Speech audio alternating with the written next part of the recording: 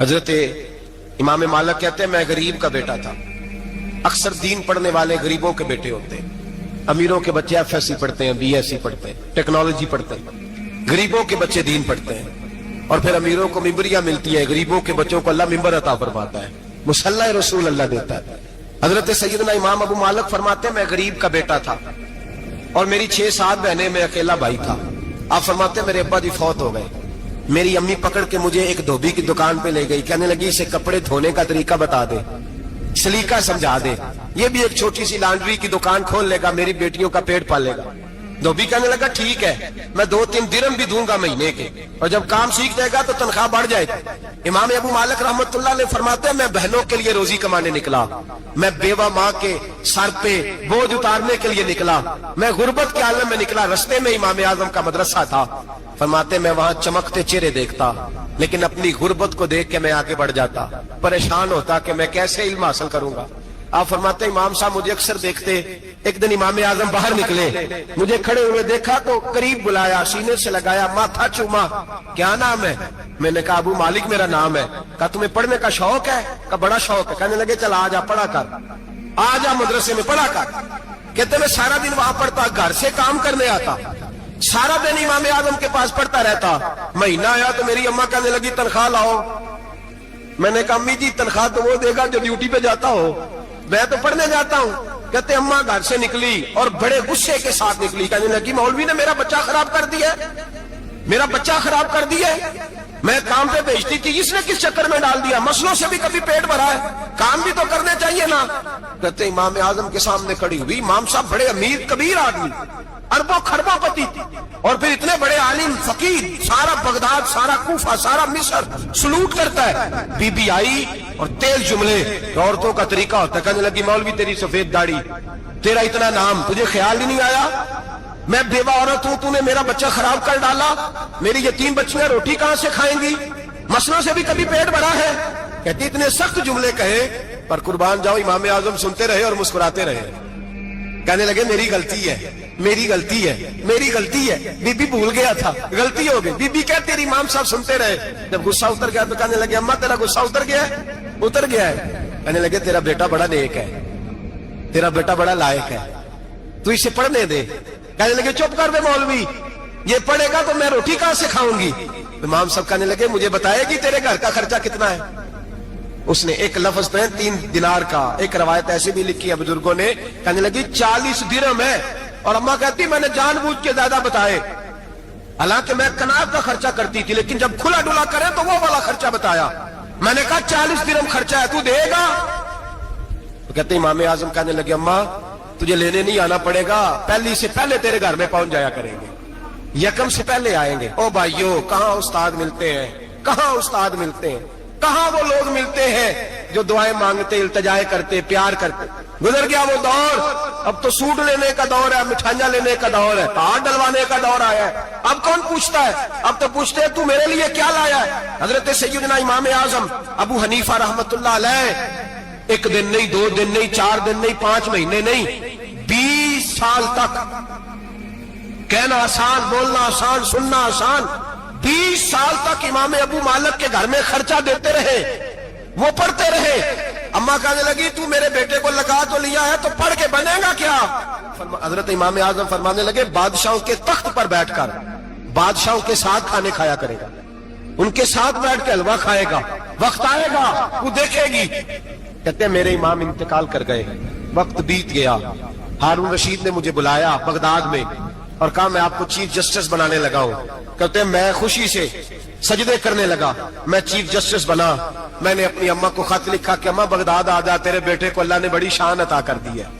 فرماتے ہیں ہارون رشید کی بیوی بڑی اولیاء کی, علماء کی بڑی فرما بردار تھی, محبت کرنے والی تھی. اس نے حلوہ بنا کے بھیجا, کھانا بنا کے بھیجا. ہارون رشید تخت پہ بیٹھ کے کھانے لگا تو کہنے لگا امام صاحب آپ بھی یہیں آ جائیں میرے ساتھ. کہتے ایک کونے میں وہ بیٹھ گیا, ایک میں بیٹھ گیا, بیچ میں کھانا رکھ لیا. اتنی دیر میں میری اماں بھی پہنچ گئی. 2 لقمے کھائے تھے کہ اماں آ گئی. جب اماں نے مجھے تخت پہ بیٹھے دیکھا, ایک یتیم, ایک لاوارث, ایک بن باپ کا بچہ, وہ کل تک جو بہنوں کے لیے 4 دینار نہیں لا سکتا تھا, تخت پہ بیٹھ کے جب روٹی کھاتے دیکھا تو اماں تڑپ گئی, روئی, چیخیں ماری. میں نے کہا اماں کیا ہوا؟ کہنے لگی بیٹا مجھے تیرا استاد یاد آ گیا ہے، اس نے کئی سال پہلے کہا تھا اسے دین کا علم پڑھنے دے، اسے فقیہ بننے دے، یہ بہت آگے جائے گا۔ دیکھ آج اللہ نے تجھے کتنی شان عطا کی ہے۔ کہا بیٹا یہ کمال تیرا نہیں، یہ امام اعظم ابو حنیفہ کا کمال ہے، یہ ان کا کمال ہے جنہوں نے تمہیں یہاں تک پہنچایا۔ میرے بھائی اپنی پوری زندگی حضرت امام اعظم ابو حنیفہ نے۔ آج تو اساتذہ کرام، اساتذہ مجھ سے ایک ٹیچر کہنے لگے حضرت جی دل نہیں لگتا، بے سکونی سی ہے، کچھ بتلائیں۔ تو میں نے کہا کلاس میں کوئی یتیم بچہ ڈھونڈ لیں، کوئی لاوارث بچہ ڈھونڈیں، اس کی وردی اپنے ذمہ لے لیں، کتابیں اپنے ذمہ لے لیں، اس کا خرچہ اپنے ذمہ لے لیں، روز جیب میں ٹافیاں ڈال کے جایا کرے کہ غریب کو دینی ہے۔ پر میں 2 مہینے یہ والا وظیفہ بھی پڑھ کے دیکھے، اللہ آپ کو سکون عطا کرے گا۔ یہ بھی کہنے لگے بڑی ٹھنڈک ہوئی ہے، بڑا سکون ملا ہے، بڑی تابعداری۔ میں نے کہا آپ لفظوں سے سکون چاہتے ہیں، وہ لوگ خدمت کر کے سکون لیتے تھے۔ کوفے کا ایک امیر آدمی تھا، پھر غریب ہو گیا۔ غریب، غربت بڑی پریشانی ہے، بڑی پریشانی، بڑی آزمائش۔ غریب بیوقوف اس لیے ہوتا ہے کہ اس کی جیب میں پیسے نہیں ہوتے۔ غریب مجبور اس لیے ہوتا ہے کہ اس کے پاس ہوتا کچھ نہیں نا، تو ساری آزمائشیں کٹھی آ جاتی۔ غریب آدمی تھا، محنت مزدوری کرتا لیکن پوری نہ ہوتی۔ وہ کہتا ایک دن گلی میں ککڑی بیچنے والا آیا، تو میری ایک بیٹی تھی چھوٹی سی، باقی بچے بڑے تھے، چھوٹی ضد کرنے لگی، کہنے لگی ککڑی کھانی ہے، ککڑی۔ کہتے میں پریشان ہو گیا، دل ٹوٹ گیا، بیٹی نے سوال کیا ہے۔ فرماتے میں نے سوچا کس کے پاس جاؤں، کسی اور کے پاس مجھے سمجھ نہ آیا، میں سیدھا امام اعظم کے پاس چلا گیا۔ یہ شخص ہے جو مجھے دے گا بھی اور میرا پردہ بھی رکھے گا، مجھے دے گا بھی اور میرا، بولیے، میرا یہ پردہ بھی رکھے گا، یہ رسوا نہیں کرے گا، یہ فوٹو نہیں کھچائے گا، یہ فوٹو کھچا کے پہلے دن فیس بک پہ نہیں لگائے گا کہ میں غریبوں میں تھیلے بانٹ رہا ہوں، یہ اسی وقت اخبار والوں کو نہیں بلائے گا ایک تھیلا اور 6 اخباروں میں تصویریں، یہ اس طرح نہیں خیرات دے۔ حضرت امام اعظم کے پاس گیا تو فرماتے رش بہت زیادہ تھا، میں امام صاحب سے بات ہی نہ کر سکا، واپس آ گیا۔ امام صاحب نے بندہ بھیجا، فرمایا پتہ کر یہ بندہ کسی ضرورت کے لیے آیا تھا، رش کی وجہ سے بات نہیں کر پایا۔ کہتے واپس میرے پیچھے بندہ بھیجا، وہ میرے گھر تک آیا، گھر آ کے اس کو حالات کا پتہ چل گیا، واپس گیا۔ کہتے 3 تھیلیاں اشرفیوں کی بھر کے امام اعظم لائے اور خود آئے اور رات کے اندھیرے میں آئے اور مجھے تھیلیاں دے کے نا تو میرے آگے ہاتھ باندھ دیے۔ میں نے کہا حضور ہاتھ کیوں باندھتے ہیں؟ آپ فرمانے لگے یار دکھ اس بات کا ہے کہ تو میرا پڑوسی تھا اور تیری غربت کا مجھے پتہ ہی نہیں چلا، تو میرے علاقے کا تھا اور میں نے سوچا ہی نہیں، میرا اپنا تھا مجھے خیال ہی نہیں آیا۔ فرمایا معاف کر دے، میری شکایت نہ کرنا کہ یہ میری طرف توجہ نہیں کرتا۔ علم بھی تھا، عمل کا نور بھی تھا، تقوی کا حسن بھی تھا، غریب کی مدد کا جذبہ بھی تھا۔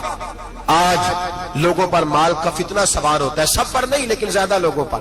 جیسے جیسے مال آتا جاتا ہے ویسے ویسے عقل بھی آتی جاتی ہے، ویسے ویسے سیانے بھی ہوتے جاتے ہیں۔ کہتے ہیں وہ بھی کمائے وہ بھی کرے، میں تو ٹیکنیکلی بڑا ہوں، میں عقل مندی، میں بڑی نہ بہن کی فکر رہتی ہے، نہ بھانجوں کی فکر رہتی ہے، نہ رشتہ دار کی فکر رہتی ہے، نہ دائیں بائیں کچھ دیکھتے ہیں۔ لوگ جیسے جیسے پاورفل ہوتے جاتے ہٹتے جاتے، کٹتے جاتے، امیروں سے گرانے لگتے جاتے، آگے کی طرف دیکھتے جاتے۔ امام اعظم ابو حنیفہ رحمت اللہ علیہ نے ساری زندگی پیار کیا، محبت بانٹی، علم، فقاہت، تقوی، روشنی۔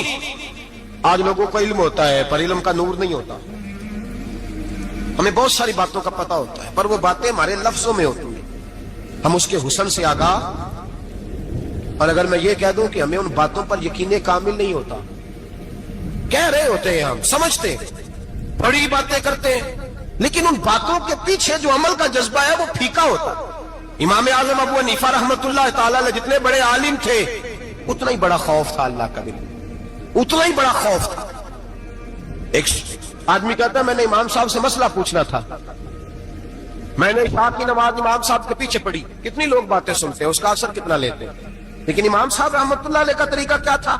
کہتے میں نے امام صاحب کے ساتھ نماز پڑھی مسجد میں، تو قاری صاحب نے قرآن پڑھا، اذا زلزلت الارض زلزالها واخرجت الارض اثقالها، فرماتے ہیں آخری 2 آیتیں پڑھی، فمن يعمل مثقال ذرة خيرا يره ومن يعمل مثقال ذرة شرا يره۔ اللہ فرماتے ہیں میں قیامت کے دن تیرے ذرے ذرے کا حساب کروں گا، ذرہ برابر نیکی ہوئی تو تیرے سامنے آئی، ذرہ برابر گناہ ہوا تو تیرے کس کے برابر؟ جی وہ کتنا ہوتا ہے؟ ریت کا 1 ذرہ، اس کے برابر بھی گناہ ہوا تو تیرے سامنے، یہ اللہ کہہ دیا ہے، تو ایسا انشاءاللہ ہو کے رہے گا۔ اللہ ایک دفعہ دکھائے گا، دعا فرمائے اللہ ہمیں معافی عطا فرمائے، اللہ ہم سے درگزر فرمائے، اللہ ہمیں بخشے ہوئے میں شامل فرمائے۔ یہ آیت امام صاحب نے سنی تو کہتے ہیں میں نمازی سارے چلے گئے تو امام صاحب بیٹھے اور یوں نہ اپنی داڑھی پکڑ لی, چراغ ٹمٹما رہا, کہتے ہیں داڑھی پکڑ لی اور امام صاحب بیٹھے. میں نے کہا کہ کسی محویت کے عالم میں ہے, سوچ میں, چلے میں تھوڑی دیر میں آتا ہوں. کہتے ہیں میں 2 گھنٹے کے بعد آیا تو امام صاحب ایسے بیٹھے داڑھی پکڑی ہوئی. میں نے کہا ٹھہر کے آتا ہوں. میں پھر 1-1.5 گھنٹے کے بعد گیا تو ویسے بیٹھے. کہتے ہیں تہجد کا وقت ہو گیا, میں مسجد میں گیا تو چراغ ٹمٹمانے لگا, ختم ہونے کے قریب آ گیا. امام صاحب بیٹھے. اب میں نے دیکھا کہ آنکھیں آنسوؤں سے بھری ہوئی ہیں اور اپنی داڑھی پکڑ کے کھینچ رہے ہیں اور کہتے ہیں یا اللہ تو اگر ذرے ذرے کا حساب لے گا تو ابو حنیفہ تو الجھ جائے گا. اے اللہ تو ذرے ذرے کے بارے میں پوچھے گا تو میں تو نہیں جواب دے سکتا. خدا بندہ اس طرح کر, میرے ان سفید بالوں پہ رحم کھا. اے اللہ میرے بڑھاپے پہ مہربانی فرما, مجھ سے نہ ذرے ذرے کا پوچھنا, میں بڑا کمزور ہوں, میں نہیں جواب دے سکتا. مولا مجھ سے درگزر والا معاملہ کر. کہتے تڑپ رہے امام صاحب. فجر کی اذان ہوئی تو امام صاحب نے دائیں بائیں دیکھا, میں پیچھے کھڑا تھا. میں نے کہا حضور ساری رات ہی گزر گئی, آپ ایک آیت سن کے پریشان رہے اور میں روزانہ 20 تقریریں سنتا ہوں, درجنوں حدیثیں سنتا ہوں, مجھے تو اثر نہیں ہوتا.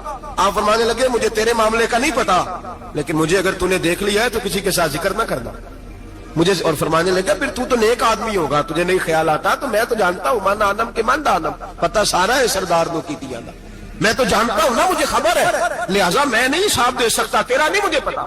جتنا میرے بھائی علم زیادہ اتنا خوف بھی. حضرت عبداللہ ابن مسعود فرماتے ہیں زیادہ باتیں کرنے والا عالم نہیں ہوتا, اللہ سے زیادہ ڈر جانے والا عالم ہوتا ہے. جو آدمی لمبی چوڑی گفتگو کرے وہ فقیہ نہیں, وہ اللہ سے ڈرنے والا نہیں, بلکہ جس کو وہ بات کرے تو تھوڑی کرے, ڈر کے کرے, خوف کے ساتھ کرے.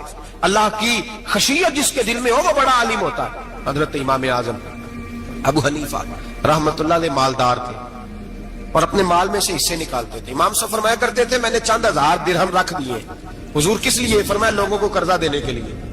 نبی پاک صلی اللہ علیہ وسلم نے فرمایا قرضہ لینے والے کو منع کیا ہے, فرمایا قرضہ ایک قید ہے, بغیر مجبوری کے نہ لینا. اب لینے والے بھی احتیاط نہیں کرتے, فٹافٹ قرضے کے پیچھے بھاگتے. بڑی مجبوری ہو تو قرضہ لیں, فرمایا مقروض قیدی ہوتا ہے, قرضہ لینے سے بچو. اور دینے والے کو کیا کہا؟ فرمایا اگر سامنے والا تنگ دست ہو نا, تنگ دست, تو اسے مہلت دو. جتنی تم مہلت دو گے اللہ اتنے پیسے روز صدقہ کرنے کا ثواب عطا فرمائے گا. اگر تنگ. ایک صاحب مجھے کہنے لگے, میں نے رمضان شریف میں نا قرضے کے حوالے سے یا کچھ عرصہ پہلے کسی موقع پر قرض کے حوالے سے کو بات کی. ایک صاحب مجھے کہنے لگے حضرت صاحب جیسے کسی کو لینا ہوئے نا 20,000 تو انہوں ترا کے لئی جائے, تو جی 20 کروڑ لینا ہوئے تو پھر نہیں ترایا جاتا. میں نے کہا کیوں؟ کہنے لگے 20,000 والا بندہ ماڑا ہوتا ہے نا, جہاں 20 کروڑ کھا گیا بڑی مگرمچھ ہوتا ہے, انہوں ترایا جا سکتا, وہ دے کے بندے ترلے ہی کر دے چل بھائی کیویں دے سکنا. وہ جو 20,000 والا نا ماڑا بندہ کہنے تو دینے نے کہ تیرا بندوبست کریے, کہنے چل صاحب جمعرات لے آؤ کسی طریقے. جمعرات ماڑا ہے نا. نبی پاک نے کیا فرمایا؟ حضور نے فرمایا تجھے پتہ چل جائے کہ تنگ دست ہے تو مہلت دے, جتنے دن تو اس سے پیسے نہیں لے گا اتنے پیسے روز صدقہ کرنے کا ثواب دیا جائے. اب لوگ جو تگڑی موٹے مگرمچھ ہیں ان کو مہلت دیتے ہیں, وہ کہتے ہیں جا جتوں لب دے نہیں لے, پھر کہتے ہیں نہیں آپ بتائیں آپ کیسے دے سکتے. اور ماڑا بندہ انہیں 2,000 دینا ہے دکان کا, اس کو دکاندار کہتا ہے کل سائیکل لے کے تب گزرنا, میرے آگے سے اگر پیسے دینے ہیں تو میں نے سائیکل رکھ لینا.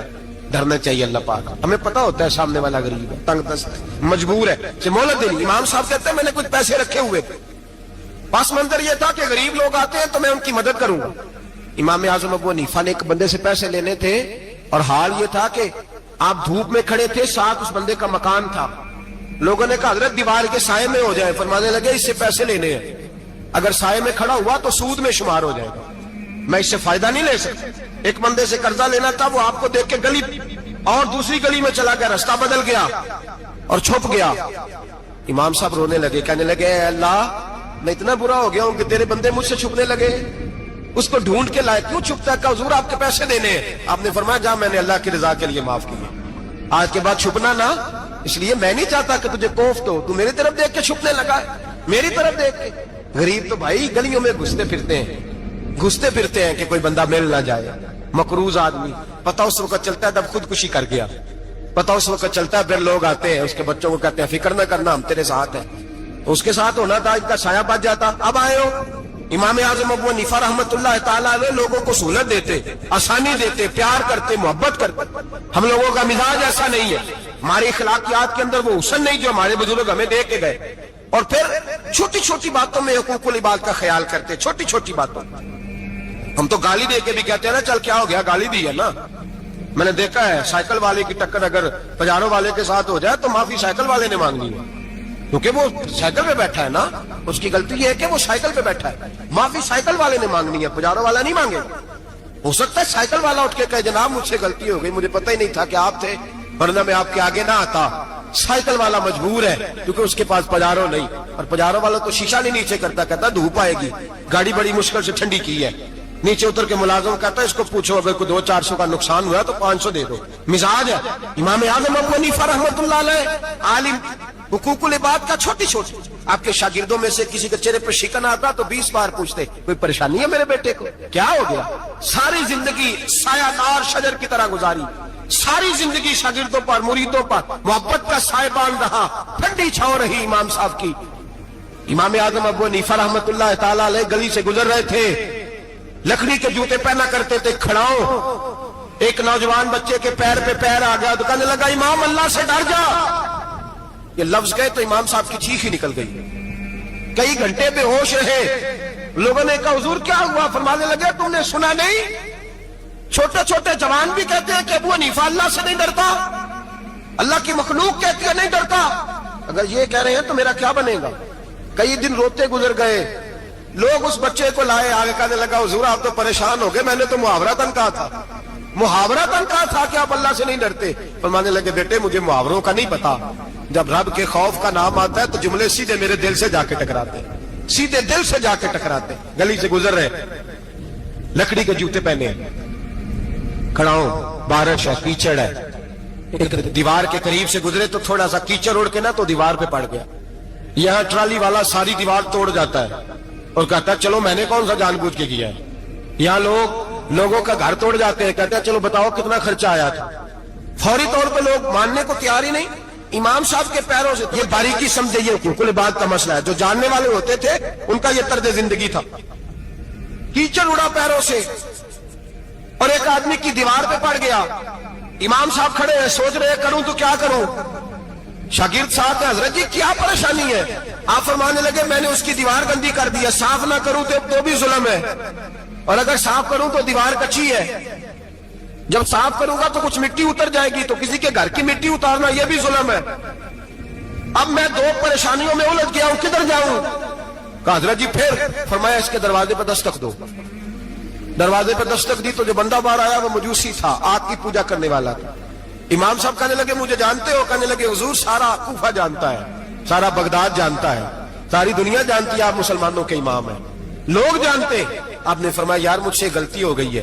वो क्या। आप फरमाने लगे मैं अपने अंदाज में गुजर रहा था, बूढ़ा आदमी हूं, ख्याल नहीं आया, थोड़ा कीचड़ उड़ के तेरी दीवार पे लग गया है। मेरे भाई ये कोई फरिश्ते थोड़ी थे, यही जमीन पे बसने वाले लोग, एहतियात वाले लोग। हम लोगों ने पता नहीं अपना मिजाज इतना सख्त क्यों बना लिया है। कितने लोगों को लताड़ के, कितनी पगड़ियां उछाल के, कितने हुकूकुल बात जाया करके भी हम उसी तरह के मुतमईन है। कहां से तसल्ली लाते हैं हम, कहां से अपने आप को ठंडक देते हैं, कैसे अपने आप को हम सुकून दे लेते हैं किसी को तकलीफ देके। किस तरह सुकून की नींद आती है जब कोई परेशान होता, क्यों हमारा दिल पत्थर हो गया। आला हज़रत फरमाया करते थे जा किसी से जाके इलाज करा, तेरे सीने में जो दिल धड़क रहा है वो सख्त हो गया, जा किसी से जाके इसकी दवाई खा, तुझे ख्याल ही नहीं आता तड़पते लोगों को देखकर, जा जाके इलाज करा, अगर ऐसे ही मर गया तो हालात तेरे हक में अच्छे नहीं होंगे। हजरत इमाम साहब तड़प रहे हैं और उस शख्स के सामने आहोजारी कर रहे हैं जो मजूसी भी है, गरीब भी है, कच्चे घर में रहता है। फरमाया यार बताओ क्या करूं। इमाम साहब बातें कर रहे हैं तो वो आदमी हैरत में खो गया, कभी दीवार देखता, कभी अपना आप देखता, कभी इमाम साहब को देखता, दाएं बाएं देखता, पसीने आने लगे, पता नहीं क्या सोचों का मद्दोजर चलने लगा, कहां बात गई, कहां तक उसकी सोच गई, कहां पलट के आई। कहने लगा इमाम साहब मैं तो चौक में रहता हूं, रोजाना पता नहीं कितनी गाड़ियां मिट्टी बरसा जाती हैं, कभी कोई नहीं आया, आपको क्या हुआ। आप फरमाने लगे मुझे किसी का नहीं पता, मुझे तो मैंने जो कुरान हदीस पढ़ा है मुझे तो डर आ रहा है, मुझे बता तू माफी देता है कि नहीं, तेरी दीवार साफ होगी कि नहीं। कहने लगा हुजूर दीवार को छोड़े, पहले कलमा पढ़ाए, मेरा दिल तो साफ कर दे। कहने लगा इतना मीठा दीन, इतना प्यारा दीन, इतना खूबसूरत दीन कि गरीब की दीवार पर कीचड़ लग जाए और आपको इतनी तकलीफ हो, मैं इस दीन से दूर क्यों हूं। यहां रोज यूरोप कहता है कि मुसलमान झूठी शादियां करते हैं, दंगा फसाद करते हैं, नेशनैलिटी लेने के लिए झूठ बोलते हैं, जाने किस किस किस्म के लोग पापड़ बेलते हैं, किन किन किस किस तरह अपना ईमान बेचते हैं, क्या अंदाज हम इख्तियार करते हैं। हमारे किरदार ने लोगों को मजहब और दीन का बागी बना दिया। हमारे बुजुर्गों का तरीका यह था कि छोटी छोटी बातों का ख्याल करें, छोटी छोटी बातों का। बहुत बड़े आलिम थे, ये सारी नेकियां तो उनकी समाजी थी, फलाही थी, उनकी मुआशरत की नेकियां थी, दुनियादारी। लेकिन जो उनका बाकी का मामला था, 4 लोग ऐसे हैं जो हमेशा कुरान पाक एक रात में पढ़ा करते थे। उनमें पहला नाम हजरत उस्मान गनी का है, पूरा कुरान पाक। दूसरा मौला अली शेर खुदा का है। तीसरा हजरत सईद बिन जुबैर का है। चौथे इमाम आजम अबू हनीफा है जो एक रात में पूरा कुरान पाक पढ़ दिया करते थे। जिस जगह इमाम आजम की कब्र बनी हुई है ना, आजमिया एक महल्ला है बगदाद का, उसका नाम ही आजमिया, इमाम साहब के नाम है। जहां कब्र बनी हुई है वहां बैठ के इमाम आजम अबू हनीफा ने 60 मरतबा कुरान पाक खत्म किया। खुद पढ़ा, खुद फरमाया यहां मैंने दफन होना। उस जगह 60 कुरान पाक पढ़े। रमजान का महीना आता था तो इमाम साहब एक कुरान पाक दिन में पढ़ते थे, एक रात को पढ़ा करते थे, एक कुरान पाक सुनाया करते थे। इमाम साहब रहमतुल्लाह अलैह सारी रात नफल पढ़ते। लोग कहते हैं कि इमाम साहब की रात नमाज के लिए खड़े होते तो एक रकत में 15 सिपारे पढ़ते। तो लोग कहते थे ये अबू हनीफा नहीं, ये तो किसी ने पिलर खड़ा कर दिया, ये तो कोई सुतून है, रुकू ही नहीं करता, पूरे 15 सिपारे। यहां तो अभी तरावी आएंगी, लोग पहले से कहने लग गए बड़ी गर्मियों के रोजे, बड़ी गर्मियों के रोजे। और आ तो लेने दे भाई, पहुंच तो लेने दे रमजान शरीफ को। अल्लाह बड़ा मेहरबान है, हर चीज को बदलने पे कादर है। पहले से लोग तैयारी कर रहे हैं, मस्जिदें ढूंढेंगे जाए ऐसी अच्छा हो, कुरान जल्दी पढ़ा जाए, ढूंढ ढूंढ के। इमाम साहब रहमतुल्लाह ताला अलैह, और मैं अक्सर कहा करता हूं, मैं कहता हूं तू तरावी में खड़ा नहीं होता, पासपोर्ट के दफ्तर खड़ा हो जाता है 2 घंटे, शनाख्ती कार्ड के दफ्तर तो 3 घंटे खड़ा हो लेता है। ये तेरा जुल्म है अपनी जात के साथ कि तुझे कुरान के लिए खड़ा नहीं हुआ जाता, दुनियादारी के लिए खड़ा। वो प्रोजेक्टर कराने जाए तो चाहे तुझे 4 घंटे लाइन में खड़ा होना पड़े, वहां तो खड़ा हो लेता है। अल्लाह से डर, अपनी थोड़ी सी दुनियादारी के लिए सारा कुछ कर लेता है। हजरत इमाम साहब रहमतुल्लाह ताला अलैह तकवा और तहारत के पहाड़ 55 हज किए इमाम आजम ने। कितने? 55 हज फरमाए। आज एक मुशक्कत वाला काम है, जद्दोजहद वाला काम है। जवान भी थक जाते हैं, कहते हैं बड़ा मुश्किल है जी, और ये जितना मर्जी आसान हो गया कयामत तक इसने मुश्किल ही रहना है, इसलिए कि ये एक मुजाहिदा है। 55 हज किए। आखिरी हज पे गए तो काबे के मुजावर को कहने लगे जरा खोल नहीं देते काबे का दरवाजा, मेरा अंदर जाने को दिल करता है। उसने दरवाजा खोला, अंदर गए तो कहने लगे खुदाया, 2 जुमले कहे, कहने लगे अल्लाह जितना तूने माल दिया था मैं उतना शुक्र नहीं अदा कर सका, और जितना तूने इल्म दिया था मैं उतना अमल नहीं कर सका, अब बूढ़ा हो गया हूं, मेहरबानी करना मुझसे दरगुजर वाला मामला कर। और अल्लाह अगर तू मुझे बता दे कि तू राजी या नाराज है तो मैं जरा सुकून से मर जाऊं। कहते काबे की दीवारों से आवाज आने लगी, अबू हनीफा तेरा रब तुझसे बड़ा राजी है। दाता गंज बख्श अली अजमेरी जैसा बाबा 1000 साल पहले लिख के गए कशफुल माजूद में। दाता साहब ने लिखा है 1000 साल पहले कशफुल माजूद में। दाता साहब फरमाते हैं मैं हजरत बिलाल की कब्र पे हाजिरी देने गया, यानी 1000 साल पहले के मुसलमान भी कब्रों पे मज़ारों पे जाया करते थे। दाता साहब लिखते हैं, कहते हैं मुल्क के शाम में हजरत बिलाल अबशी की कब्र पे हाजिरी देने गया, मैं कब्र पे हाजिरी दे के तो साथ लेट गया, मेरी आंख लग गई, मुझे ख्वाब में नबी पाक का दीदार नसीब हुआ। गोया हाजिरी हजरत बिलाल की, और बरकत यह कि वहां मुझे मुस्तफा का दीदार नसीब हो रहा है। फरमाते हैं नबी पाक मेरी ख्वाब में आए, हुजूर ने एक बूढ़े बाबे के गले में हाथ डाला हुआ है और अपने साथ साथ चला रहे हैं। मैंने अर्ज की या रसूल अल्लाह ये कौन है? तो नबी पाक ने फरमाया ये तेरा इमाम आजम अबू हनीफा है। फरमाते हैं मुझे समझ आ गई कि इमाम आजम भटक इसलिए नहीं सकते कि उन्हें रसूल पाक ने सारा अता फरमाया है, वो भय किस लिए नहीं सकते कि नबी पाक ने उन्हें सारा दिया। दाता गंज बख्श अली अजमेरी रहमतुल्लाह ताला अलैह फरमाते हैं कि इमाम साहब रहमतुल्लाह ताला अलैह बहुत बड़ी शख्सियत। इमाम आजम का पैगाम क्या है? उन्होंने फिका बनाई, दीन फैलाया, जितनी भी मैंने बातें सुनाई सारा पैगाम एक पैगाम है इमाम साहब। इमाम साहब रहमतुल्लाह ताला अलैह फरमाते हैं कि दीन पर अमल करने वालों को भी किसी अच्छी सोबत की जरूरत होती है, अमल करने वाले को। आप फरमाते हैं कई दफा अमल करने वाले का अमल भी टूट जाता है, इस्तकामत नहीं रहती। फरमाते हैं अच्छी सोबतें तलाश करो, उनके पास बैठा करो, वरना हो सकता है जो अमल तुम कर रहे हो उसमें कमी आ जाए। जितना नेक लोगों से राब्ता ज्यादा रहता है इंसान का दीन पर अमल ज्यादा रहता है, इतना नेक लोगों से पीछे हटता है उतना दीन से। आप फरमाया करते थे अगर 2 साल ना होते जो मैंने इमाम जाफर सादिक की सोबत में गुजारे, अबू हनीफा हलाक हो जाता। अपने आप को रब करीम के बंदों के साथ लगा के रखे, जोड़ के रखे। अगर हमारा रब करीम के बंदों से रिश्ता रहेगा तो कुरान और सुन्नत से रिश्ता रहेगा। हम लोगों ने ना तरक्की बड़ी की पर अंदर की तरक्की रुक गई। ہم روحانی طور پر کمزور ہوئے ہیں، روز بروز ہو رہے ہیں، روز بروز ہماری وہ دلچسپیاں دین کے ساتھ، وہ تقوی، وہ پرہیزگاری، وہ امانت داری، وہ ایک پیسہ کسی کا اٹھانا تو خوف کرنا، مسلمانوں میں روز یہ مثالیں پیدا ہوتی تھیں، پر آہستہ آہستہ دنیاوی ترقی بڑھ گئی، دل کی، روح کی، روحانیت کی ترقی رک گئی۔ حضرت ابوبکر صدیق رضی اللہ تعالیٰ عنہ حضرت عائشہ صدیقہ سے ملنے کے لیے تشریف لائے، تو حضرت عائشہ صدیقہ رضی اللہ تعالیٰ عنہ کے گھر تشریف لائے۔ آپ اس وقت امیر المومنین تھے، نبی رحمت علیہ السلام کے وصال ظاہری کے بعد۔ ادھر دیکھا، ادھر دیکھا، دائیں بائیں دیکھا، چھت پہ دیکھا تو حضرت عائشہ صدیقہ کہنے لگی حضور خیریت ہے؟ فرمانے لگے عائشہ ایک بات کرنی ہے بیٹے۔ امیر المومنین کیجئے۔ تو فرمانے لگے عائشہ ناراض نہ ہونا، تمہاری چھت پر نہ نور برسا کرتا تھا، اور آج میں نے بڑا تلاش کیا ہے وہ مجھے نظر نہیں آیا، وہ کہاں گیا نور، کدھر؟ جناب عائشہ صدیقہ رو پڑی، اتنا روئی کہ دوپٹہ بھیگ گیا، آنچل بھیگ گیا آنسوؤں کے ساتھ۔ کہا حضور میں نے نا اصرار کیا ہے بہت ساری کنیزوں نے، تو میں نے کل ایک نیا جوڑا سلوا کے پہن لیا ہے۔ تو میں پتر اس کا مطلب ہے تیری توجہ دنیا داری کی طرف ہو، یہ جوڑا اتار دے، وہ پرانے والا پہن لے، تیری چھت پہ نا نور برسا کرتا، تیری چھت پہ نور برستا تھا، وہ نظر نہیں آیا۔ اپنے باطن کا خیال رکھیں، ہمیں نہیں پتا ہوتا، یہ بگڑ جاتا ہے۔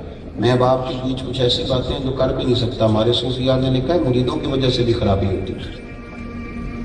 جو تعریفیں ہوتی ہیں نا بڑی زیادہ، اٹھا کے شیخ کو بٹھا دیتے ہیں کہیں پتہ نہیں کیا بن گیا ہے، اپنی ترقی کئی دفعہ رک جاتی ہے۔ شیخ شہاب الدین سہروردی رحمۃ اللہ تعالیٰ علیہ گھنٹوں بیٹھے رہتے تھے مسلح پہ، تو لوگ بڑے ہوتے ہیں نا مثالیں دینے والے، کہ حضرت یہاں دنیا ملنے آئی ہے، آپ مسلح پہ بیٹھے ہوئے ہیں، لوگ آپ کا انتظار کر رہے ہیں اور آپ نفلوں میں لگے ہوئے ہیں، پہلے ان سے تو ملنے، تو آپ فرمانے لگے یہ مجھ سے دعائیں قبول کرانے آئے ہیں، تو اگر میں رب اور رسول سے کچھ لوں گا نہیں تو انہیں دوں گا کیا؟ پہلے کچھ لے دو، لینے دو، وہاں سے کچھ لوں گا تو یہاں دوں گا۔ یہ آؤ بھگت، یہ شور شرابے، یہاں بھی روحانیت میں خرابی ہے۔ اپنا خیال رکھو، اپنا، میں کہہ چکا ہوں کہ تو اگر میرا نہیں بنتا نہ بن، اپنا تو بن۔ علامہ اقبال کہنے لگے دلے بیدار فاروقی، دلے بیدار کراری، کہنے لگے یاد رکھنا اگر تیرا دل بیدار ہو گیا تو حضرت فاروق اعظم کا طریقہ ملے گا، حضرت علی کا طریقہ ملے گا۔ اور ایک درویش نے کہا تھا کہ زندگی زندہ دلی کا نام ہے، مردہ دل کیا خاک جیا کرتے؟ اگر تیرا دل ہی مردہ ہے، تیرا دل ہی اگر مردہ ہے، تیرے دل میں کوئی شے ہی نہیں، نبی پاک صلی اللہ علیہ وسلم نے فرمایا یاد رکھنا جس کے سینے میں کچھ قرآن ہے وہ زندہ ہے، جس کے سینے میں قرآن ہی کوئی نہیں وہ تو چلتا پھرتا مردہ ہے۔ اپنا نظریں جھکائیں، تھوڑا غور کریں کہ یہ کیوں نہیں کر رہا نماز پڑھنے کو دل، یہ کیوں نہیں کر رہا اللہ اللہ کرنے کو، یہ کیوں مائل ہو رہا ہے کہ دنیا ہونی چاہیے، مسئلہ کیا ہے، کدھر گیا وہ سارا کچھ، وہ احساس، وہ شدت۔ حضرت عبد الرحمن ابن عوف رضی اللہ تعالیٰ عنہ حضور کے وصال کے بعد حضرت عائشہ صدیقہ کے دروازے پر بیٹھ کے رویا کرتے تھے، دروازے پر، چھوٹا آدمی نہیں، مکے کا مدینے کا سب سے مالدار بندہ، اور فقیروں کی طرح جھولی بچھا کے مصطفیٰ کے دروازے میں بیٹھے رو رہے۔ جناب عائشہ صدیقہ باہر آ کے کہتی عبد الرحمن کیا ہوا؟ عرض کی اماں جی دیکھیں نا میرے پاس کتنی زیادہ دولت پڑی، اتنا میں مالدار ہوں، اور کیا ان کا طریقہ تھا اپنی روحانیت بحال رکھنے کا؟ فرمانے لگے امیر حمزہ مجھ سے افضل تھے، اور جب وہ دنیا سے گئے تھے تو ان کے پاس کفن کے کپڑا پورا نہیں تھا۔ مصعب ابن عمیر مجھ سے افضل تھے، اور جب کفن دیا جا رہا تھا تو سر ہم نے ڈھانپ دیا تھا اور پیروں پہ گھاس ڈال دی تھی۔ اماں جی وہ افضل لوگ تھے، لیکن اس حال میں انہوں نے دنیا چھوڑی کہ کفن کو کپڑا پورا نہیں تھا، اور میں نے اتنی دولت جمع کی ہے مجھے ڈر آتا ہے، رات بھی خواب دیکھی ہے کہ میں ڈوبنے لگا ہوں۔ اماں جی آپ کے دروازے نور پہ خیرات دینے آیا ہوں، میں نے لگا دعا کریں۔ جناب عائشہ صدقات و خیرات پہ کہتی وہ صدقے بھی کریں، پھر چوتھے دن آ کے رونے لگے، اپنے اس احساس کو، اپنی اس توانائی کو، اپنے اس حسن کو، اپنے اندر کے اس وقار کو انہوں نے بچا کر کے رکھا۔ لیکن حضرت معاذ ابن جبل رضی اللہ تعالیٰ عنہ کو نبی پاک علیہ السلام نے ایک صوبے کا گورنر بنایا. وہ جب واپس آئے تو ان کے پاس کچھ مال تھا, لوگوں نے تحفے طائف دیے ہوئے. واپس جب آئے حضور کے وصال ظاہری کے بعد حضرت عمر فاروق رضی اللہ تعالیٰ عنہ سے ملاقات ہوئی. انہوں نے بتایا کہ میرے پاس کچھ مال ہے. تو حضرت عمر فاروق فرمانے لگے امیر المومنین جناب ابو بکر کو جا کے بتا دیں اور ان سے اجازت لے لیں کہ اب یہ مال آپ کا اپنا ہے. تو کہنے لگے عمر یہ کیا بات ہے, لوگوں نے مجھے دیا تو میرا ہے, میں کیوں بتاؤں آپ کو کچھ شک ہے میرے اوپر کہ میں نے ناجائز مال اللہ جمع کیا ہے. حضرت عمر کہنے لگے میں نے تو مشورہ دیا تو آپ کی مرضی. حضرت معاذ ابن جبل کہتے ہیں میں رات کو سویا, میں نے خواب دیکھی کہ دریا بہہ رہا ہے اور میں ڈوب رہا ہوں اور عمر میرا ہاتھ پکڑ پکڑ کے مجھے بچا رہے ہیں. کہتے میں سویرے اٹھا اور جناب عمر سے کہا عمر, اور میری تو روحانیت خراب ہونے لگی, اٹھ چل ابو بکر صدیق کے پاس چل. تصدیق کرا کے لاتے ہیں کہ یہ مال یہ سرمایہ